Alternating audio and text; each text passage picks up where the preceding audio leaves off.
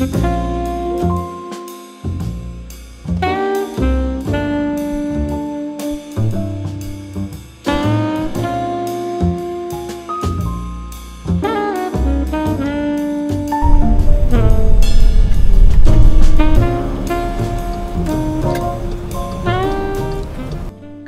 and welcome to another Walk and Wonders. What we're going to do today is go and have a little explore at Crowfield, to probably the most secret church in Suffolk, if not indeed in Britain. And there's some interesting facts about where we're going, and they're a mystery. So if in the process of me kind of talking about this place you know some of the things that I am finding a mystery, please comment in the comment section below, because I'd love to find out more about this place. Okay, let's go. Come with me.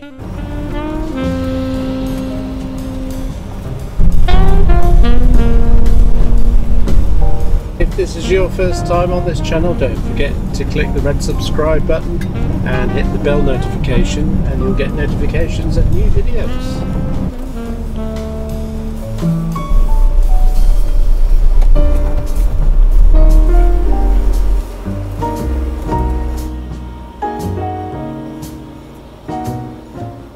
So I'm here at Crowfield, which seems doesn't exist, except it does, because I know a little bit of the history. So at the moment there's one house there, one cottage. That's all there seems to be. But we're going to go in here. I'm going to show you the church, but then there's nothing else around here, so you have to ask yourself, why is the church here if there isn't a community? Because churches are normally the centre of the village. I'm going to talk about that, but the village of Crowfield is actually right over there on the horizon. I don't even know if you can see it on the camera, but it's about a mile away, best part of a mile away. So what happened is this place goes back a long time into the mists of time, and the village did used to be here by the church. But for some reason, all the buildings and village around here became derelict, and then the village developed on a Roman road on the horizon right over there. And all that's left is a really nice cottage which is inhabited. And let's just take you in here.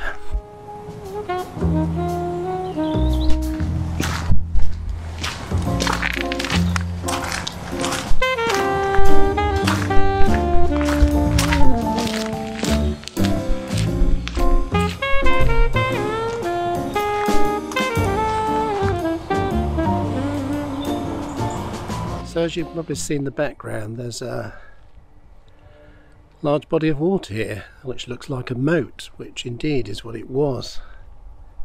So on this island somewhere used to be a manor house, and it's Crowfield Manor House, and eventually I think it became derelict twice and was rebuilt, and then most recently the guy moved to Crowfield Hall, or he moved to another hall and called it Crowfield Hall. And so this body of water was the moat around the hall, so that's still here. I think there's been some archaeological digs and they found various things over there. Now, I'd love to have a walk on the island where the old manor house was, but it's obviously private, so we're not going to do that. And the hidden gem of today's video is coming up on our view as I speak.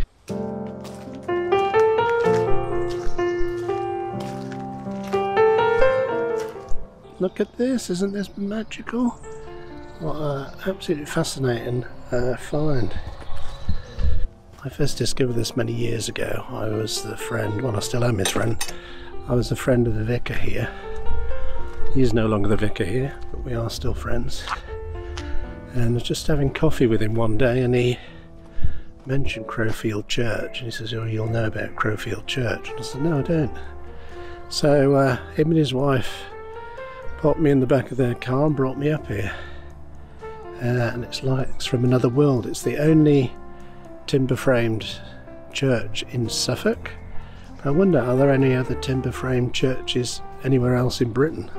If you know of any, put a comment in the comments section below. But look at this.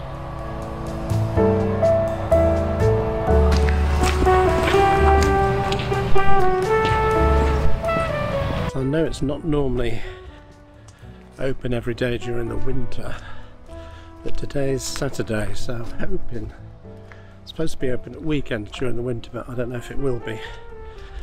But let's go and see if we can get in, because it's a really beautiful church inside.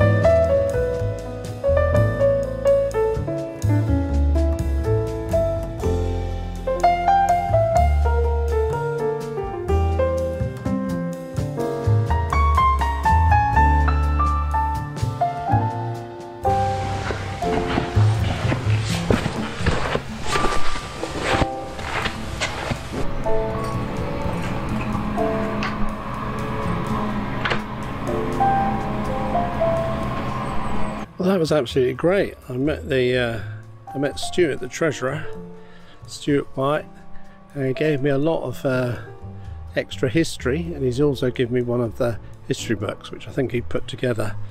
That was really interesting, and showed me a model of the church and gave me the background to that. So what a great time to come and meet someone that knows, has gone into all the history. So that's been really helpful. I'm just going to the corner of the churchyard here. So you remember I said there was a manor house as we came up the drive. That's what the moat is for. When that was one of the guys that lived in the manor house decided not to live there, or it went derelict, and he went to live over there somewhere, and I think there is a Crowfield Hall over there, but I have a feeling there might have been another one on this field, or it could have been the one that's still there. But yeah, he moved out of the manor house of that, so I don't know why there was this moving away from this area, because this was the village at one time. If you go back, well beyond the 1800s, possibly before the 1500s, into the 14 and 1300s, the village was here around the church. But so as I've just shown you, the guy who lived in the manor house, which is just here right next door to the church, he left that and went to move Crowfield Hall across the field. This fell derelict, and kind of left the church here on its own, just one cottage in front of it, which almost hides it actually. If you drive past on the road, you wouldn't know there's a church here. There's a little sign at the end of the drive. It's a lovely, peaceful place. Let's just have a walk right round.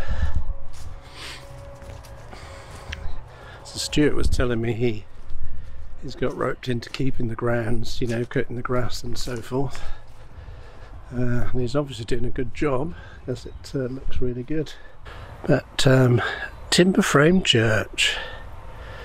And this goes back, definitely goes back to the 1400s, and it's lost when it started. It's lost in the mist of time, and it came to a point where it was derelict really, There's various things that pop up in diaries and people who came here and said it was a ruin and derelict.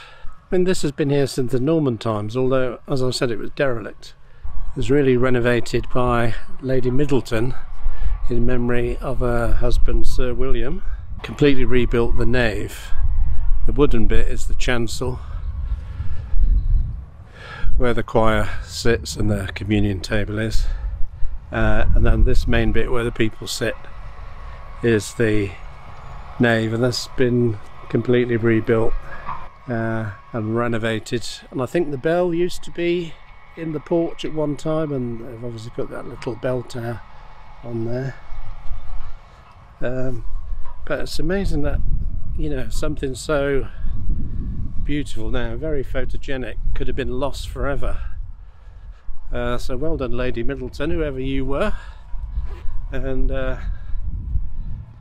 paying to have it all restored. But well done for the people who are still here. I mean, it's a very small congregation. I think services once a month, possibly a couple more with special ones.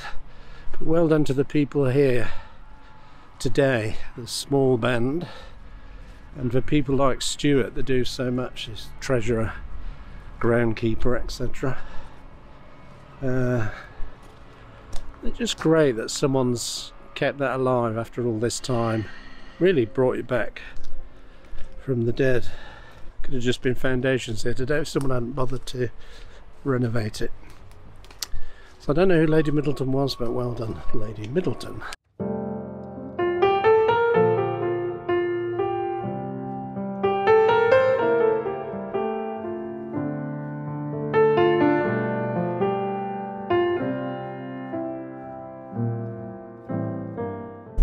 What we're going to do is go and see where Crowfield village disappeared to hundreds of years ago. Because it isn't here anymore. It's right down this road. I just wonder what it was hundreds of years ago that made people stop building houses there, and then they started building houses here. Well, down here. What I do know is this, where we're going, is a Roman road. Some of the Romans here, maybe they didn't want the village there. So there's some houses here, but these are fairly modern ones. And then we've got a closed road. I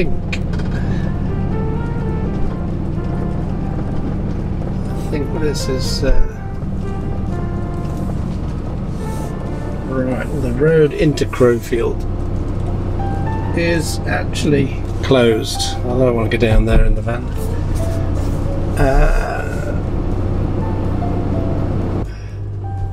Yeah, the road's closed. There's some access there, but anyway, that's how far Crowfield is away from its church. I'm going to sign off, guys. Thanks for watching today. If you enjoyed the video, don't forget to give us a thumbs up on YouTube and hit the like button, and I'll see you in the next video.